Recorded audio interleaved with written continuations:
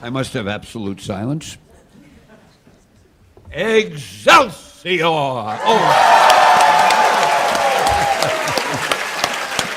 Greetings and salutations, geek fans. Welcome back to Excelsior for what was Monday, the 6th of March.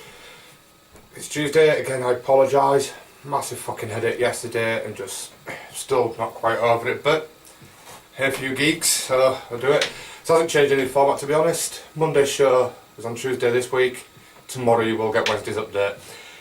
Right, let's kick it off with news that all the geeks out there have been wanting. Tron reboot! Because there's nothing geeks love more than a reboot. This one gets even better. Disney have described it as more of a reboot than a direct sequel. And the only other thing we know about it, which is rumoured, or not rumoured but the exact words were circling, is that Jared Leto is circling for a part. After his Joker, I don't want to see him in anything geeky again, to be fair.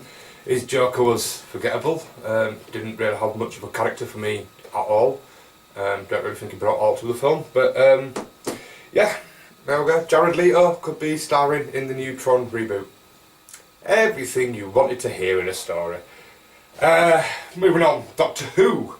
Now, American viewers or international viewers might not know this guy, but Ladbrokes have suspended betting on Kris Marshall replacing Peter Capaldi as Doctor Who.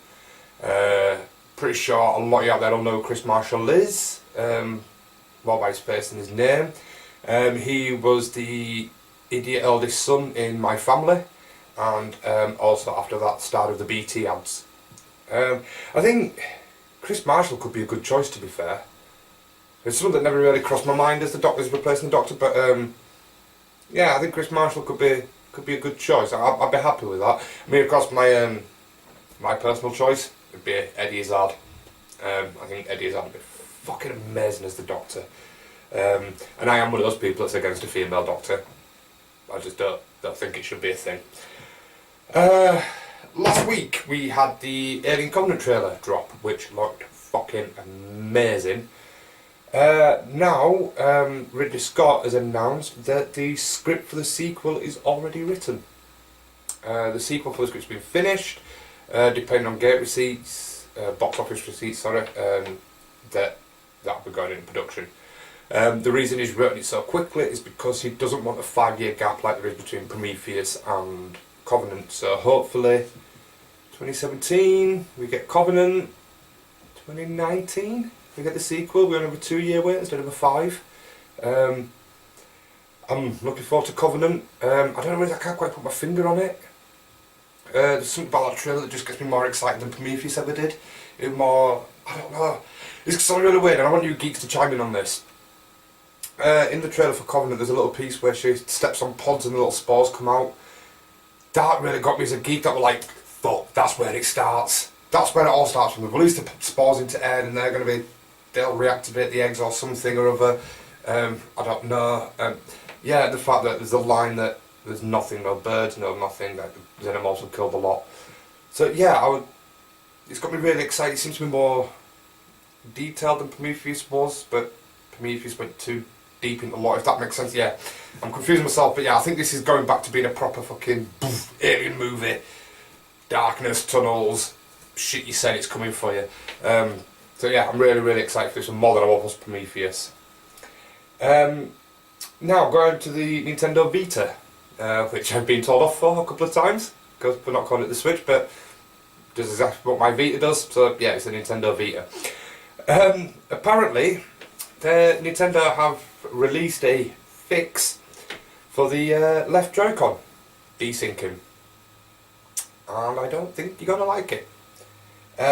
Nintendo had advised against placing the Switch in or under anything metallic, behind your television, or near an aquarium. This is what keeps cutting out from desyncing. The firm also suggests that nearby devices may also cause interference, and on its list of potential culprits include laptops, wireless printers, cordless phones, and microwaves. If you live in a bedsit, you're fucked. Yeah, I mean, laptops and wireless printers. Well, it's because you use this in a shielded room. I don't understand.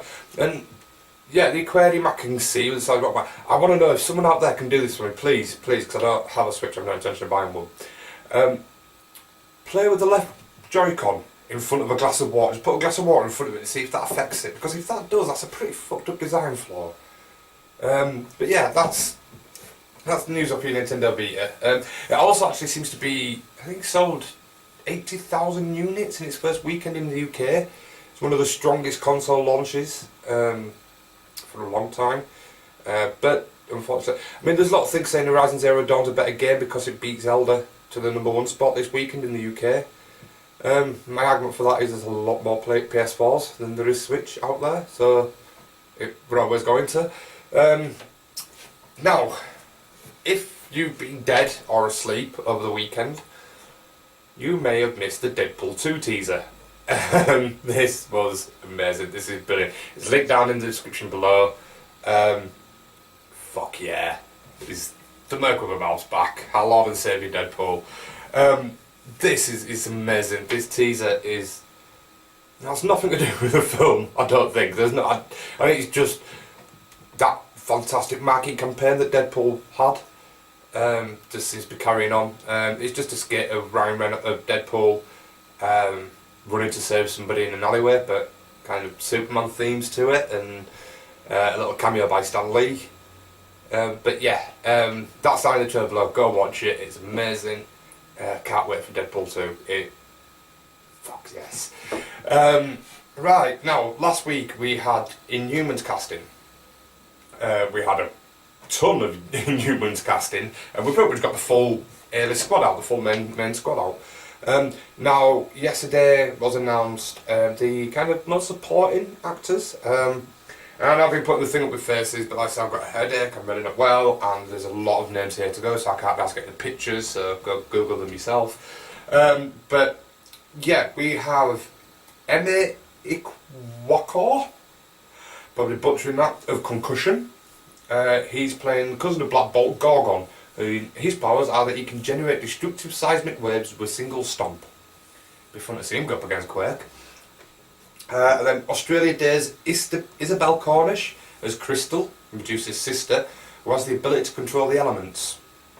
Is that Storm kind of character? Mike Moore of Empire as Triton, another cousin to Black Bolt, who has the ability to live underwater.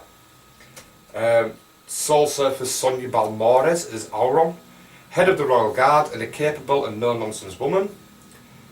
Ellen Wolglum of Californication is a misty character that is smart, intense and focused. Her job at a private aerospace company is her life, second only to her passion for all things space and lunar. She's proud to be swept up in an adventure.